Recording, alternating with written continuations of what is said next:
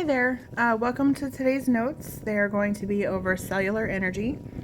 Before we get started, you're going to need your levels of organization paper, a highlighter, a green and yellow color pencil, and also obviously something to write with. Okay, so you're going to cut out your levels of organization and you're going to mark organelle and cell because we are talking about cells and the organelles that perform the two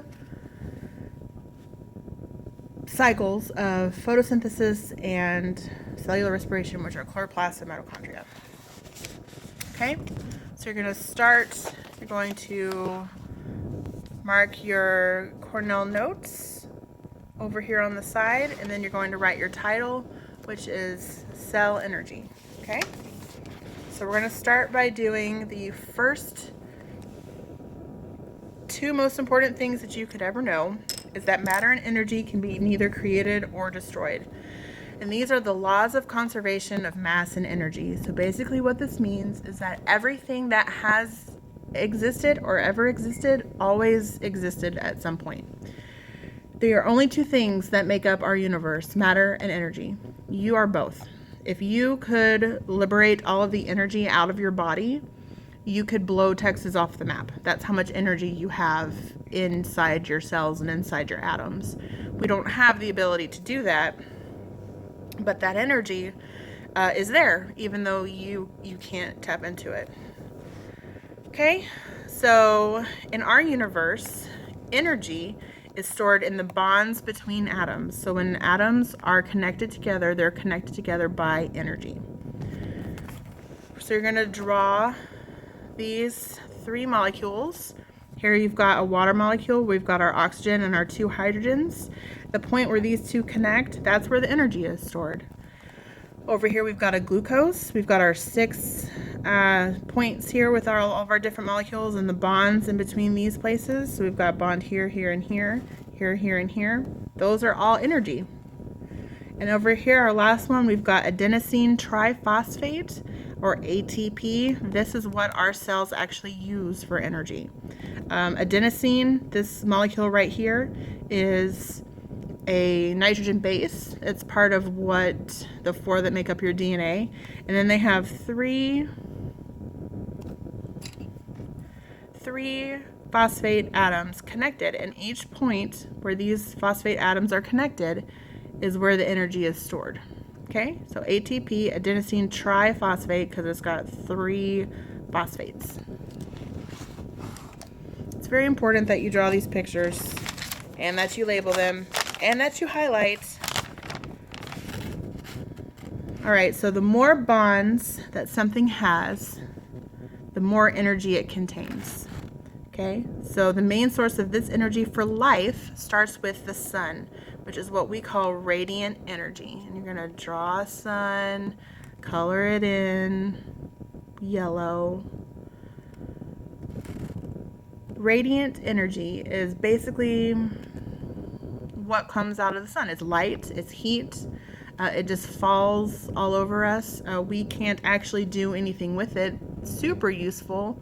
Our body does make vitamin D out of sunlight, but that's about all we can do. All right, but plants, on the other hand, they can get their energy directly from the sun. Okay, directly. That's a R. Directly from the sun.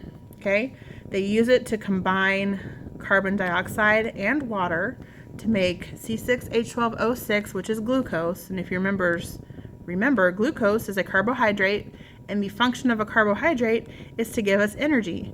So all this is doing is taking this radiant energy and turning it into a chemical energy, and that chemical energy is what we call glucose. All right? So everything else almost gets its energy indirectly by eating the glucose made by plants or eating the things that ate the plants. Okay? There are some things that get their energy from heat. It's called chemiosynthesis. That's usually things that are at the bottom of the oceans. we are not learning about that. We are learning about photosynthesis, which is creating with light, and cellular respiration, which is taking that chemical energy and turning it back into an energy that we can use. Okay? So we get ours indirectly, and down here I've drawn a picture. Please don't make fun of my picture. I know it's not that great. So we've got our grass down here. We draw on our grass. We've got our sun.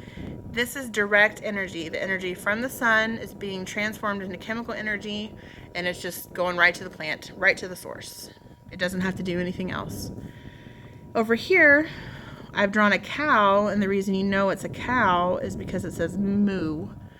It's eating the grass. Well, this grass got its energy from the sun. This cow's getting its energy from the grass, so that's indirectly. Okay, the sun is still giving it its energy, but it can't give it right to it. It's got to go through the grass. So sun gives energy to the grass gives energy to the cow, and then we go to Smashburger or In-N-Out and we eat the cow, and that gives us energy. Hooray! So that's indirect energy. Okay? These two, we have to eat it. We can't just make it from the sun like plants can. All right, you're gonna need an extra piece of paper once again to add to the bottom here. Oops. All right, so plants make food through photosynthesis. If you don't remember, photo means light and synthesis means to create. So we're creating with light, and we're creating C6H12O6, which is glucose, and then also some oxygen, which is a waste product for plants. Plants don't actually really like oxygen at all. They like carbon dioxide. Okay, so plants take carbon dioxide from the air, the carbon dioxide we breathe out. They get water from the roots. They combine it with energy from the sun, that radiant energy, and it makes glucose and oxygen. The plants keep the glucose for themselves, and then they release the oxygen back into the air, which helps us because we breathe oxygen. Okay? Animals and plants, so both animals and plants, they need energy, and the way they get that energy is through cellular respiration. So the chemical equation for cellular respiration is the exact opposite of the formula for photosynthesis. It is C6H12O6, which is glucose, plus oxygen yields carbon dioxide, water, and ATP, which we said earlier was energy. Okay? So when you look at these chemical equations, you need to remember that reactants are on the left side. Those are the ingredients. So reactants equals ingredients. Then you have a yield sign, which is different from like an equal sign in math. It yields, when you mix those together, it gives you your products. Okay, so we've got C6H12O6 and O2 as our products here, and CO2, H2O, and ATP are our products over here. So you mix these together, add some energy, and then you get your products. Basically, you're just rearranging the letters into different combinations. Okay, so photosynthesis and cellular respiration, they form a cycle together, and that is called the carbon cycle. Life is full of cycles. Carbon cycle, water cycle, phosphorus cycle, nitrogen cycle, unicycles, just lots of cycles. We'll learn more about them at the end of the year, but right now we're mostly concerned with the carbon cycle. So photosynthesis uses what is made by cellular respiration. Okay, so cellular respiration makes CO2 and H2O, and it uses that to make its products. Okay, but then cellular respiration uses those products to get energy and perform cellular respiration. So photosynthesis uses what is made by cellular respiration, and then cellular respiration uses what's made by photosynthesis. It's just a big cycle. So here we're going to draw CO2 plus H2O on the top, and then we've got C6H12O6 plus O2 on the bottom. And then you're going to draw your arrow here and your arrow here, and it just goes in a big circle. So if you start with carbon dioxide, On the outside here, this is photosynthesis. So carbon dioxide plus H2O yields C6H12O6 plus O2. That's photosynthesis. You start with CO2 and you end with O2. Down here, if you start with C6H12O6 and you end with H2O, that's cellular respiration.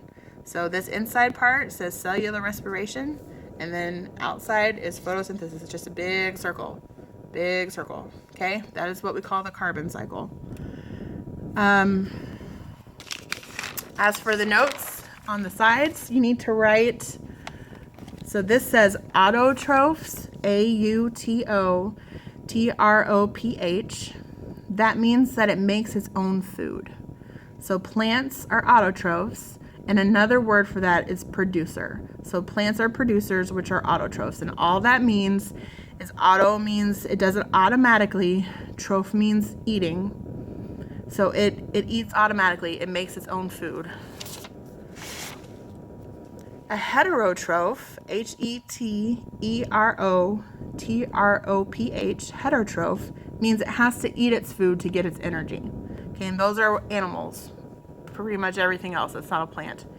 And those are called consumers because they have to consume. So heterotrophs are animals, and those are consumers. They consume the autotrophs, which make their own food. Okay, these are two very, very, very important notes. You must write them down. All right, you also are going to need a piece of colored paper to do the foldable, and the instructions for that are on the website.